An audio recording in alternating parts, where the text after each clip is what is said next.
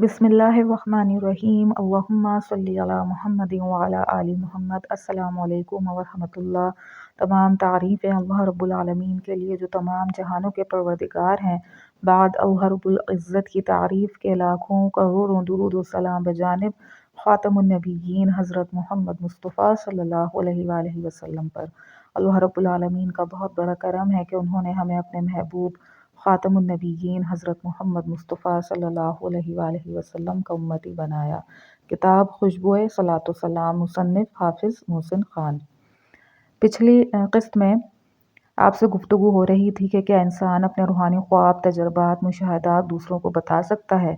लोगों को बताने से कोई हर्ज तो नहीं होगा, नीज़ ये कि अगर किसी को बताने से ये सिलसिला ख़त्म हो जाए तो फिर इसे दोबारा कैसे बहाल किया जा सकता है।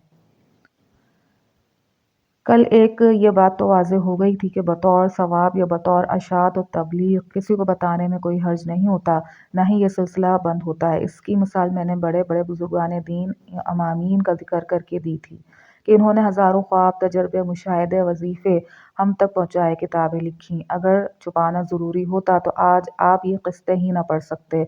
अब बात करते हैं कि रूहानी ख्वाबों बशमूल ज़ियारत समेत तजर्बात, मुशाहदात का सिलसिला बंद क्यों होता है। इस बारे में भी एक मिसाल दी थी कि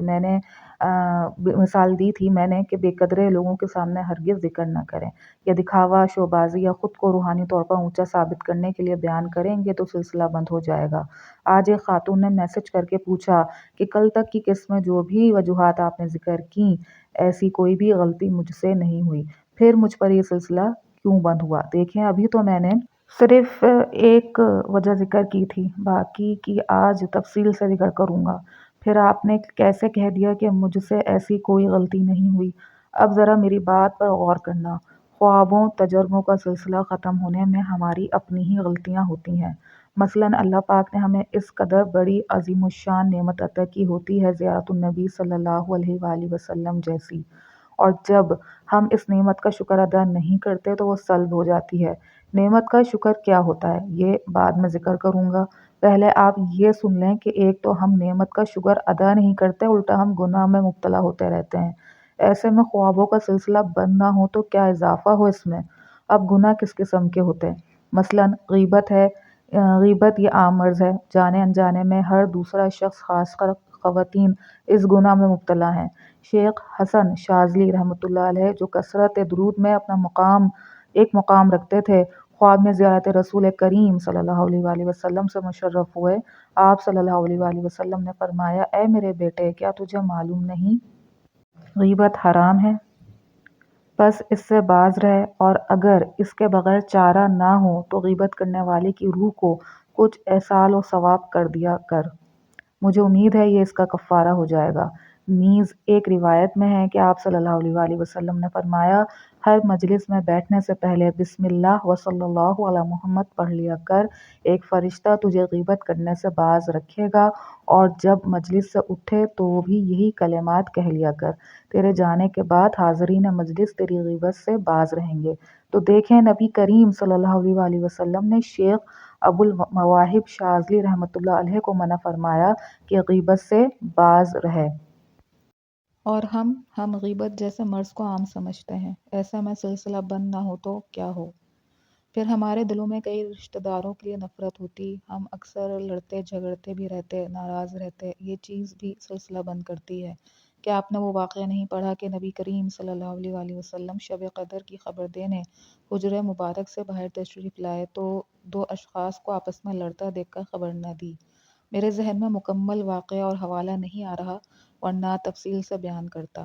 अहले इल्म मेरी रहनुमाई कर सकते हैं। बस साबित हो गया कि दिलों में एक दूसरे के लिए नफ़रत रख कर, नाराज़ रहकर, बुरा भला कहकर हम इस सिलसिले में तरक्की नहीं कर सकते। तीसरी वजह ये कि हम मजाक मजाक में ऐसे अल्फाज कह देते हैं जो अगले बंदे का दिल चीर देते हैं। बज़ाहिर वो खफा ना हो। मसलन कोई शख्स मस्जिद में नज़र आ जाए तो हम मजाक मजाक में कह देते हैं, खैर है तू और मस्जिद में। या कोई शख्स दाढ़ी रख ले, टोपी पहन ले तो कह देते हैं, आज तो बड़ा मौलवी बना फिर रहा है। चौथा, रिज़्क़ हलाल का ख्याल नहीं करते।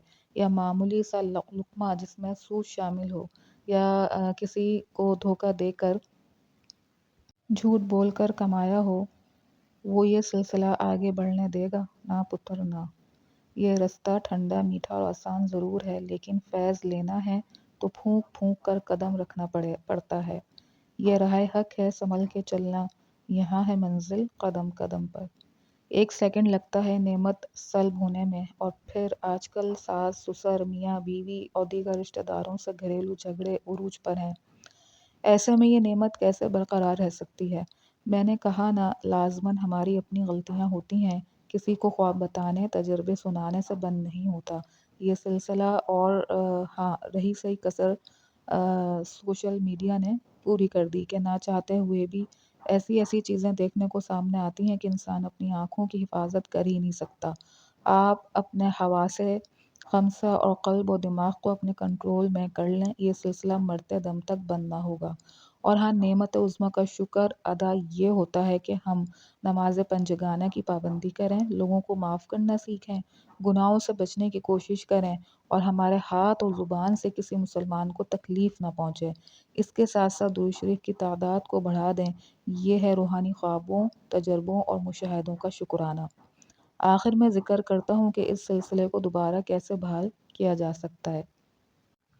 استغفار اور درود شریف سے ہی اسے بحال کیا جا سکتا ہے۔ اپنے درود کے ساتھ استغفار کو ترقی دیں، خوب استغفار پڑھیں۔ اگر درود کے ساتھ ساتھ استغفار کی فضیلت جان لو تو رب کعبہ کی قسم فرشتہ بن جاؤ، ساری دنیا قدموں میں آ جائے اور زندگی پرسکون اور خوشحال بن جائے۔ امید ہے ساری بات سمجھ آ گئی ہوگی۔ اللہ پاک ہم سب کو درود شریف پڑھنے، پڑھوانے اور بس اس کی اشاعت و تبلیغ کرنے کی توفیق عطا فرمائے، آمین۔ صلی اللہ علی محمد، صلی اللہ علی محمد، صلی اللہ علی محمد۔ مصنف حافظ محسن خان، کتاب خوشبوئے صلاۃ و سلام۔ اللہ پاک بات کو سمجھنے کی، اس پر عمل کرنے کی توفیق عطا فرمائے۔ اپنے نبی خاتم النبیین حضرت محمد مصطفیٰ صلی اللہ علیہ وآلہ وسلم کو پہچانیے، ان سے محبت کیجیے، ان سے اپنا رشتہ مضبوط کیجیے، اور خوب درود و سلام کا تحفہ بجانب خاتم النبیین حضرت محمد مصطفیٰ صلی اللہ علیہ وآلہ وسلم کی خدمت اطہر میں دل و جان سے پیش کیجیے۔ تمام امت محمدیہ صلی اللہ علیہ وآلہ وسلم کو اپنی قیمتی دعاؤں میں ضرور یاد رکھیے۔ السلام علیکم ورحمۃ اللہ۔